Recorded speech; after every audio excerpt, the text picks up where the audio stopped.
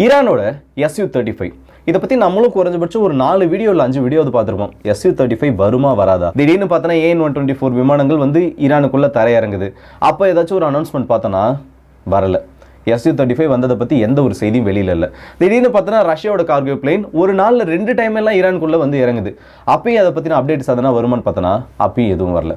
ஆனால் இப்போ அதை பற்றின அப்டேட், ஒரு பெரிய அப்டேட் வந்திருக்கு. கொடுத்தது யார் தெரியுமா? ஜெர்மனி. முதல் 2 Su-35 விமானங்கள் ஈரானுக்கு வந்து சேர்ந்துருச்சு. ஈரானுக்கு வந்து சேர்ந்தது மட்டும் இல்லாமல் கூடிய சீக்கிரத்தில் அது ஆப்ரேஷனபிளாக மாறும். ஈரானோட ஏர்ஃபோர்ஸ் 25 விமானங்கள்னு சொன்ன இடத்துல 25 கிடையாது, 50 விமானங்களை இப்போ ரஷ்யா கிட்ட இருந்து வாங்க போகிறாங்கன்னு அந்த முக்கியமான செய்திகளையும் சொல்லியிருக்காங்க. இது எல்லாத்தோட ஒரு மேஜரான அப்டேட்டா 1+1ன்ற மாதிரி ஈரானோட நியூக்ளியர் சைட்ஸில் ரேடியேஷன் லெவல்ன்றது அதிகமாகிறதாகவும் இப்போ ஒரு செய்தி வெளியில் வந்திருக்கு. ஸோ ரேடியேஷன், Su-35, அணு ஆயுதம் ஒன்னோட ஒன்று கனெக்ட் ஆகுதுல்ல, இது எல்லாத்தையும் நம்ம இந்த பதிவில் பார்த்துடலாம். ஸோ வாங்க வீடியோக்குள்ளே போயிடலாம். நான் உங்கள் எல்லாருக்கும் இது தமிழ் பொக்கிஷம் டிபி ட்ரெண்டிங்ஸ்.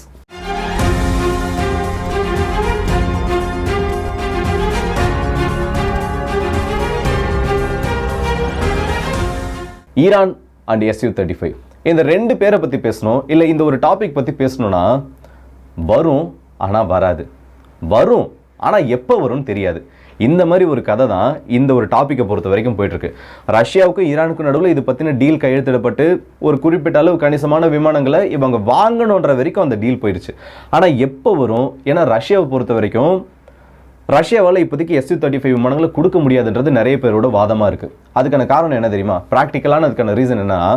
ரஷ்யா உக்ரைன் போரில் உக்ரைனுக்கு எதிராக ரஷ்யாவோட விமானப்படை அதிகமான லாஸஸை இழந்திருக்காங்க. உக்ரைனுக்கு எதிராக Su-34 விமானங்கள்ன்றது டபுள் டிஜிட்டில் இழக்கப்பட்டிருக்கு. Su-35 விமானங்களும் இழக்கப்பட்டிருக்கு. ஒரு நாட்டோட விமானப்படை, அதுவும் ரஷ்யாவை பொறுத்த வரைக்கும் உலகத்திலேயே ஒன் ஆஃப் த ஸ்ட்ராங்கஸ்ட் இராணுவம், அதே மாதிரி one of the strongest air force. அப்படிப்பட்ட ஒரு நாட்டுக்கு இந்த மாதிரி இழப்புகள் ஏற்படுறது பெரிய விஷயம் இல்லை. அவங்களோட ராணுவ உற்பத்தியை பொறுத்த வரைக்கும் அவங்களால அதை ஈடுகட்ட முடியும். ஆனால் இதில் ரஷ்யாவுக்கு ஏற்பட்ட ஒரு பெரிய சிக்கல் என்ன தெரியுமா? Western sanctions. என்னதான் ரஷ்யா வந்து ஒரு பெரிய வல்லரசாக இருந்தாலும் மேற்குலக நாடுகளோட காம்பனன்ட்ஸ் இல்லாமல் முழுக்க அவங்களால ஒரு விமானத்தை உருவாக்க முடியல. இப்போதான் அதுக்கான பேக்கப் ரூட்ஸையும் அவங்களோட உள்நாட்டு உற்பத்தியையும் அவங்க கான்சன்ட்ரேட் பண்ணி ஓரளவுக்கு விமானங்களை உருவாக்க முடியுன்ற அந்த ஒரு நிலைமையை கொண்டு வந்தாலும் கம்ப்ளீட்டாக இன்னும் உருவாக்கக்கூடிய நிலைமையில ரஷ்யா 100% கிடையாது. ஸோ இப்படி இருக்கப்போ ஒரு வருஷத்துக்கு 20 விமானங்கள் 30 விமானங்கள் வரைக்கும் உருவாக்கப்பட்டு இருந்த ரஷ்யாவில் இந்த Su-34 Su-35 எல்லாமே வெறும் 4லிருந்து 5 விமானங்கள் தான் உருவாக்க முடியுன்ற அந்த ஒரு நிலைமைக்கு இந்த சுகாய் நிறுவனமானது தள்ளப்பட்டது இந்த ஒரு பொருளாதார தடைகள்னால. இதை மேற்கோள் காட்டி எல்லாம் என்ன சொல்லிட்டு இருந்தாங்கன்னா, அவ்வளோதான், ரஷ்யா இதுக்கப்புறம் Su-35 உருவாக்கினாலும் அவங்களோட விமானப்படைக்கு தான் அது சரியா இருக்கும். ஆல்ரெடி பைப்லைனில் இருக்கக்கூடிய அந்த அப்கிரேட் பண்ணக்கூடிய ப்ராஜெக்ட்ஸ் எல்லாமே ரஷ்யாவில் ஹோல்ட் பண்ணப்பட்டு தான் இருக்கு. ஸோ ரஷ்யாவில் ஈரானுக்கு இப்போ விமானங்களை கொடுக்க முடியாது, அதுக்கான பாசிபிலிட்டிஸே சுத்தமாக கிடையாது, ரஷ்யாவில் இதை பற்றி எல்லாம் எதுவும் பண்ணவே முடியாதுன்னு நினச்சிட்டு இருந்தப்போ தான் சமீபத்தில் ஒரு செய்தி, ஜெர்மனியோட மீடியாஸ் ஒரு தகவலை வெளியிடுறாங்க. ரஷ்யாவோட ஆண்டனோவ் AN-124 விமானம் இது ஈரானோட தெஹ்ரான் ஏர்போர்ட்டில் தரையிறங்குச்சு. தரையிறங்குனது மட்டும் இல்லாமல் இதில் முக்கியமான கார்கோ ஷிப்மெண்ட் என்ன S-400ன்னு சொல்கிறாங்களே அதுவா? இல்லை ரஷ்யாவில் இருந்து ICBM டெக்னாலஜி ஈரானுக்கு வந்துட்டு இருக்கிறதா சொல்கிறாங்களே அதுவா? இல்லை. அப்புறம் வேற என்னதான்ப்பா? இதுதானே இப்போ ஈரான் வந்து பெருசாக கேட்டுட்டு இருக்காங்க. ஒருவேளை இப்போ ரஷ்யா வந்து சமீபத்தில் ஈரானுக்கு இல்லை அமெரிக்காவோட எதிரிகளுக்கு அணு ஆயுதத்தை கொடுக்கறதுக்கும் தயங்க மாட்டேன்னு ஒரு அறிவிப்பு கொடுத்துருந்தாங்களே, அதை பற்றி ஏதாச்சும் கொடுத்துருக்காங்களான்னு பார்த்தோன்னா அப்போ அதுவும் இல்லை. அப்போ எதுவுமே இல்லைன்னா வேற என்னதான்? 2 Su-35 விமானங்கள் பார்ட்ஸாக பிரிக்கப்பட்டு ரஷ்யாவால் இந்த இடத்துல ஈரானுக்கு கொடுக்கப்பட்டிருக்கு. இதை ஈரான் இப்போ அவங்களோட ஹமடன் ஏர்பேஸில் வச்சு அந்த இடத்துல அசம்பிள் பண்ண ஆரம்பிப்பாங்க. அவங்களோட 31st டாக்டிக்கல் ஸ்குவாட்ரனில் இருக்கக்கூடிய F-4 விமானங்களையும் மற்ற ரொம்பவும் ஃபைட்டர் ஜெட்ஸை ரீப்ளேஸ் பண்ணுறதுக்கான ஒரு இனிஷியல் டெப்ளாய்மெண்ட் இது. இதை கூடிய சீக்கிரத்தில் ஈரான் சக்ஸஸ்ஃபுல்லாக பண்ணி முடிப்பாங்க. ஃபர்ஸ்ட் Su-35 ஈரானுக்குள்ள அரைவ் ஆயிடுச்சுன்னு அவங்களோட ஒரு செய்தியை சொல்லியிருக்காங்க. இதை சொன்னது மட்டும் இல்லாமல் அடுத்த சில அப்டேட்ஸையும் சொல்லியிருக்காங்க. இந்த Su-35 எண்ணிக்கைன்றது முதல்ல 25 சொல்லப்பட்டுச்சு. ஆனால் இதோட பெர்ஃபார்மன்சஸ் ரஷ்யா உக்ரைன் போரில் முதல்ல ஏற்பட்ட லாஸஸ்க்கு அப்புறம் ரஷ்யா இதில் செஞ்ச அப்கிரேட்ஸ், அதுவும் இப்போ இவங்களுக்கு கொடுக்க போகிறது Su-30E எக்ஸ்போர்ட் வேரியன்ட். இப்போ இருக்கிறதுலே அதிநவீனமான விமானங்களை ஈரானுக்கு கொடுக்க போகிறது அந்த ஒரு பேச்சும் இருக்குது இந்த E வேரியண்ட்டை பொறுத்த வரைக்கும். ஸோ அது ஈரானோட ஏர்ஃபோர்ஸ்க்கு ஒரு மிகப்பெரிய பவராக மாறும். ரஷ்யாவால் ஈரானுக்கு கொடுக்க இதுதான் ஒரு பெரிய உதவி.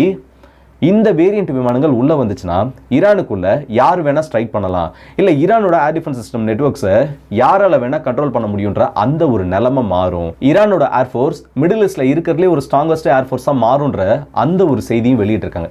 இவங்க சொல்லி இருக்கிறதுல பாதி உண்மை. நான் ஏன் பாதி உண்மைன்னு சொல்கிறேன்னா அதுக்கான கிளாரிஃபிகேஷனையும் நான் கொடுக்குறேன். ஈரானை பொறுத்த வரைக்கும் உண்மையிலேயே அவங்க கிட்ட வந்து ஏர்ஃபோர்ஸ்ன்றது பெருசாக ஒன்று கிடையாது. அதை வந்து நம்ம நிறைய வீடியோவில் பார்த்துருக்கோம், அதை பற்றி நம்ம நிறையவும் பேசியிருக்கோம். ஆனால் நம்ம இதில் பேசாமல் விட்ட ஒரு விஷயம் என்ன தெரியுமா, Su-35 வந்துடும் சொல்லிட்டு இருக்கோம். ஆனால் எத்தனை Su-35 வரும்? அப்படி Su-35 வந்துச்சுன்னா இவங்களால என்னதான் மேஜராக அவங்களால மாற்றிட முடியும்? அவங்களோட எனிமையாக இருக்கக்கூடிய இஸ்ரேல் கிட்ட மிடில் ஈஸ்டில் இருக்கிறதுலே ஸ்ட்ராங்கஸ்ட் ஏர்ஃபோர்ஸ் இருக்குது. F-35 இருக்குது, F-16, இன்னும் பல விமானங்கள் இருக்குது. அப்படி இருக்க அந்த த்ரெட்ஸை Su-35ஆல் கவுண்டர் பண்ண முடியுமா? நேரடியாக ஒரு பேட்டில் வந்துன்னா இதனால் என்ன பண்ண முடியுன்றதை நம்ம அதிகமாக பேசினதில்லை. இதுக்கான ஒரு சிம்பிளஸ்ட் விளக்கம் என்ன தெரியுமா, என்றைக்குமே ரேஸில் ஒரு குதிரை ஓடுதுன்னு வைங்க, அந்த குதிரையோட அந்த திறனில் மட்டும் அதோட வெற்றின்றது கிடையாது. ஆனால் அதை எப்படி ஓட்டணும், எந்த விதத்தில் ஓட வைக்கணுன்றது அந்த குதிரையை ஓட்டுற ஜாக்கியோட கையில் தான் இருக்குது. அதே மாதிரி தான் ஈரானுக்கும். என்னதான் அதிநவீன விமானங்கள் உங்ககிட்ட கொடுக்கப்பட்டாலும் அதுக்கான ப்ராப்பரான ட்ரைனிங், ஸ்கில்டு பைலட்ஸ் உங்ககிட்ட இருக்கணும். ஒரு டெக்னாலஜி உங்ககிட்ட இருக்குன்றது பெருசு இல்லை, ஒரு டெக்னாலஜி எப்படியெல்லாம் யூட்டிலைஸ் பண்ணணுன்றதுல ஒரு மிகப்பெரிய சூட்சமும் இருக்குது. உதாரணத்துக்கு செல்ஃபோன் தான். செல்ஃபோன் மாதிரி ஆக்கப்பூர்வமான ஒரு தொழில்நுட்பமும் கிடையாது, இன்டர்நெட்டும் தான். அதேமாரி செல்ஃபோன் இன்டர்நெட் மாதிரி அழிவை தரக்கூடிய ஒரு தொழில்நுட்பமும் கிடையாது. நம்ம அதை எப்படி பயன்படுத்துகிறோம், எப்படி அதெல்லாம் நம்ம யூஸ் பண்ணுறதை பொறுத்து தான் அது ஆக்கத்துக்கானதா இல்லை அழிவுக்கானதா தெரியும். இப்போ ஈரானை பொறுத்த வரைக்கும் ஈரானோட பைலட்ஸ் இது வரைக்கும் மேஜராக வந்து எந்த ஒரு பேட்டிலையுமே பார்த்தவங்க கிடையாது. மற்ற எல்லா நாடுகளுக்கும் நீங்கள் ஒரு வரலாறு சொல்லலாம். இந்தியா பாகிஸ்தான் எடுத்தீங்கன்னா இத்தனை ஈவெண்ட்ஸ் நடந்திருக்கு, இத்தனை இடத்துல வந்து இந்தியாவோட கைகள் ஓங்கியிருக்கு, இந்த இடத்துல வந்து பாகிஸ்தானோட கைகள் ஓங்கியிருக்குன்னு உங்களால் சொல்ல முடியும். சீனாவை பொறுத்த வரைக்கும் அதே சொல்லலாம், ஓரளவுக்கு சொல்லலாம். அவங்க வந்து மெயினாக இந்த ஒரு பேட்டில் எங்கேஜ் ஆகினாலும் தாய்வானை அடிக்கடி கொஞ்சம் சீன்றதுன்னு சொல்லிட்டு அவங்களுக்காக சொல்கிறதுக்கு ஏதாச்சும் ஒன்று இருக்குது. இஸ்ரேலை பற்றி சொல்லவே வேண்டாம், அமெரிக்கா ரஷ்யா இப்போ நடக்கிற கதையை பார்த்தாலே தெரியும்.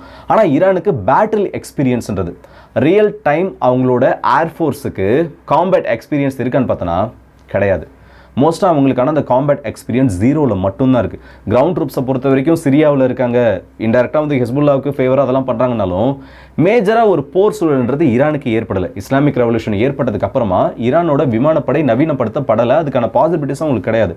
பொருளாதார தடைகள் போட்டு எல்லாமே அந்த இடத்துல வந்து அவங்களை ஒதுக்கி வச்சுருக்காங்க.